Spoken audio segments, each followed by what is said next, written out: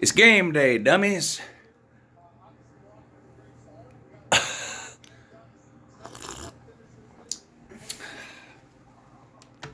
You ever think you want one more cup of coffee? Then you make it, you take a sip, and you go, I don't want that. Anyway, man, this is like PTSD for me. This is bringing back like suppressed memories and emotions that I have from 7, 8, 9, 10 years ago. There are some bad signs, I think, for South Carolina and Shane Beamer as it relates to Gamecock football. Um, Let me get this out of the way in the beginning, though. Shane Beamer's not getting fired this year. This is not what this is about. I'd be surprised if he even got fired next year. Really, this isn't really a fire Shane Beamer video, or should Shane Beamer be fired, or I think he might get. It's not really that, but it's something that could lead to that. And well, let's just get into it. I'm hearing a lot of people, South Carolina fans, of course, but beyond that, commentators, analysts, other fans, when they talk about South Carolina and Shane Beamer, I'm hearing this a lot. The first thing people say when they talk about South Carolina and Shane Beamer is a nice guy. Oh, not good. There is nothing wrong with being a nice guy. That's not anywhere near the point. The point is, when you're a football coach at a major program, and any Power 5 job is a major football program. I mean, so I get it that, maybe South Carolina is not a traditional football power. I'm not saying that, but you get a head coaching job at the Power 5 level, particularly in the SEC. It's a major job. When the first thing people start saying about you when your name comes up is about how nice you are and how much people like you, that's not good. That's not good. Because whether you're the nicest guy in the world or the biggest asshole in the world, when you're a college football coach, the first thing you want people to talk about when they mention your name is your football coaching ability, your wins on the field, your recruiting classes, where you're ranked, big wins that you've had. When all of that is gone, when there's nothing left to talk about there, and every conversation begins with, well, Shane Beamer's a really nice guy. The media really likes him. The players like him. He's just, he's so nice. That's not good. I went through this Georgia with Mark Richt. I'm not comparing Mark Richt to Shane Beamer. Mark Richt's got multiple SEC titles. He averaged 10 wins a year for over a decade. I'm not comparing their coaching ability. I'm not comparing Georgia's program under Mark Richt to Carolina's program now. I'm not doing that at all. Mark Richt was a good coach, but it got to the point towards the end for Mark Richt, and by towards the end, I mean like the last 4 or 5 years, where everyone that supported Mark Richt as a coach, they would begin every conversation the same way. He's such a nice guy. Mark Richt's a great guy. Okay. That's nowhere on the job description. The job description at the top is win games, okay? So again, there's nothing wrong with being a nice guy, but when that's the sort of fallback that you find yourself in, it's a really bad sign, and let me tell you why. First, the obvious. If every conversation about your football coach starts with how nice of a guy he is, it's because they don't have anything else good to say. That's just reality. And you can apply that to pretty much any job, I guess. If you're describing someone's job performance and the first thing you can say is, well, he's nice.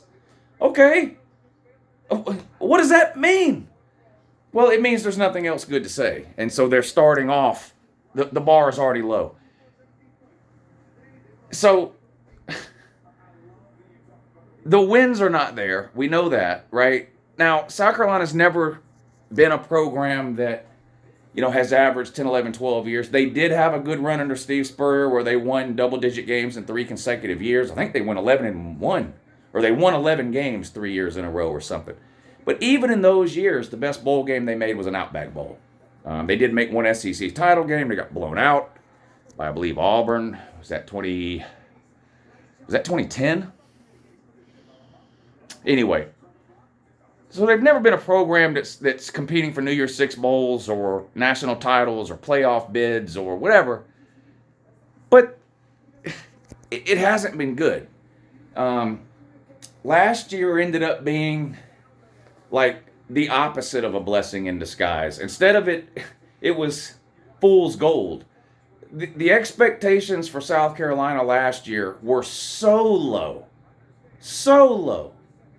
that any type of pulse or a heartbeat from that football team led to people going, wow, they overperformed. They overperformed by winning 6 or 7 games. And I'm not saying that was a terrible year last year. But you fast forward to this year and the wins just aren't there. They're sitting at 6 wins right now. 2 of those wins, a win at Kentucky. I don't want to take anything away from South Carolina's wins, but that win at Kentucky, no Will Levis. I don't want to call it a lucky win, but that was a game, most people didn't think you were going to win. Texas A&M, you beat them. It's the first time you've ever beat them, and you play them every year.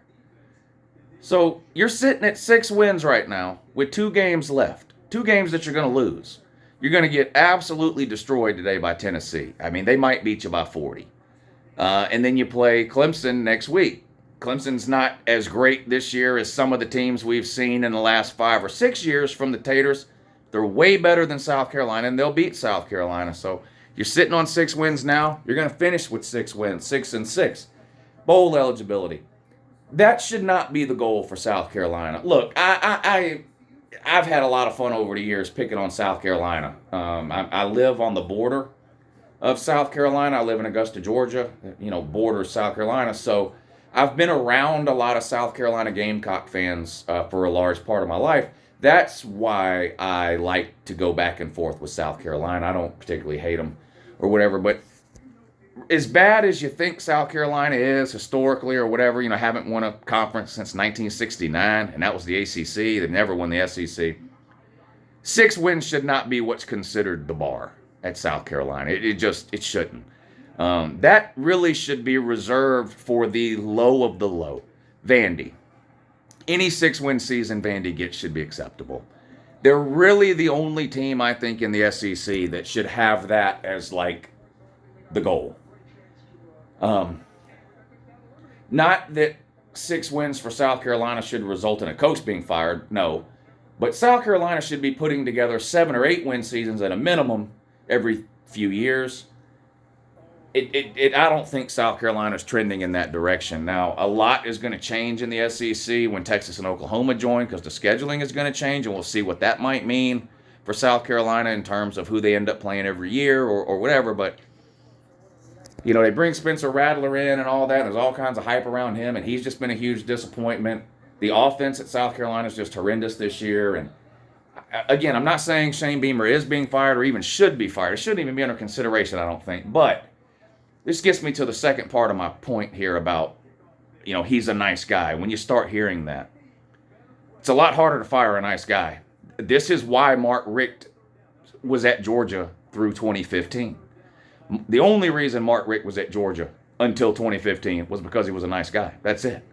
That kept him his job for an additional some amount of years. There were a lot of people who wanted Richt fired way back in, was it 2009?